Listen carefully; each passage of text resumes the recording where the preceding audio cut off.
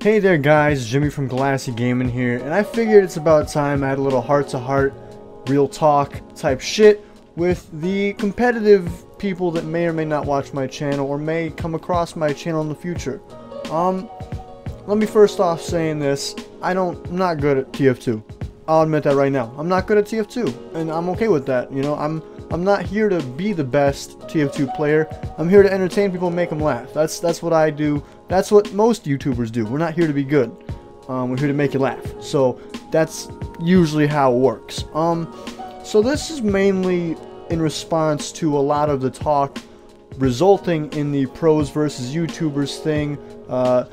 Raja playing a 1v1 with Banny, a bunch of other shit that involves YouTubers kind of crossing into the competitive scene, mainly the popular competitive scene involving, you know, Banny, Froyotech, and other very well-known pros. I see a lot of people in the comment section of these videos, in the Twitch chats of these players, just talking mad shit about everybody.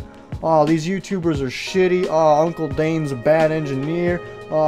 Raj is a bad demo. Like, we get it, man. It's cool to hate on YouTubers. That's awesome. But you gotta kind of take it a step back.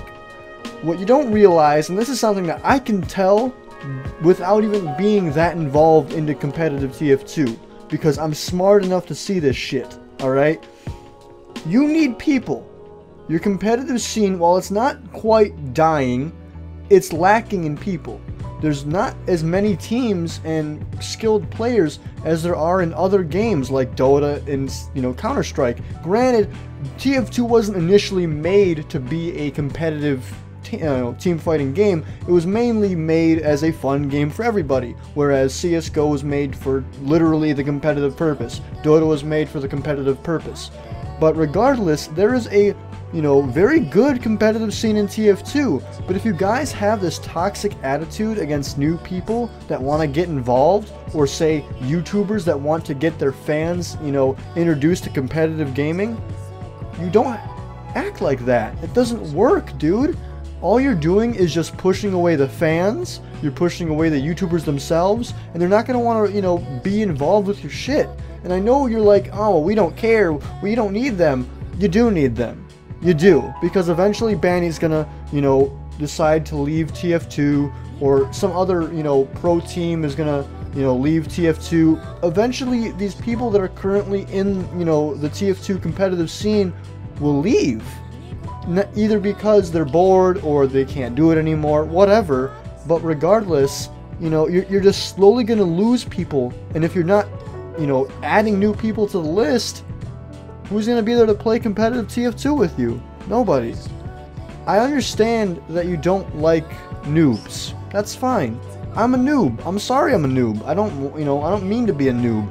But I'd like to learn. I'd like to get better. And I'd like to work at it.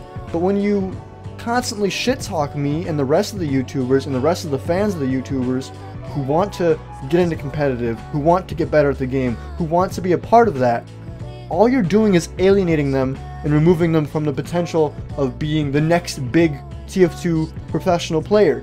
Banny didn't start off being the best fucking player, alright? He started off like everyone else. So did every other professional player in the entire game. So did everybody in this entire game. You don't just start off being amazing at the game. It's not how it works, okay? Sure, some people are better than others when they first start off, but that's irrelevant. The point is, it's a process of practicing and getting better, learning the meta, learning game sense, learning DM, all that stuff, and it comes with time and it comes with practice. And if you're already pushing out the people that want to practice, that want to learn, you're just gonna have a slowly dying community, which I don't think you want that. You know, maybe you do, and maybe you just don't care about the community. But as someone that has dabbled in the competitive scene and would like to get back into the competitive scene, and knowing that the competitive scene is a major part of TF2, I don't want it to die. I don't want the competitive scene or any scene involving TF2 to die, whether it be the pub scene, the trading scene, or the competitive scene. I want it all to thrive, because TF2 is a game that I love a lot. I sincerely love this game. I've been playing it for years. I'm not good at it, but I still love it because it's a game that I enjoy playing. It's a game that I enjoy playing with my friends. It's a game that I enjoy playing with you guys because it's fun. And if you're just trying to make it a bad experience for everyone, then consider why you're doing that, you know? All it really says about you is you're just, you know, a low self-esteem, sad individual. And I understand, man, but you gotta kind of tone it down a bit. Welcome the new people. Teach them how to play.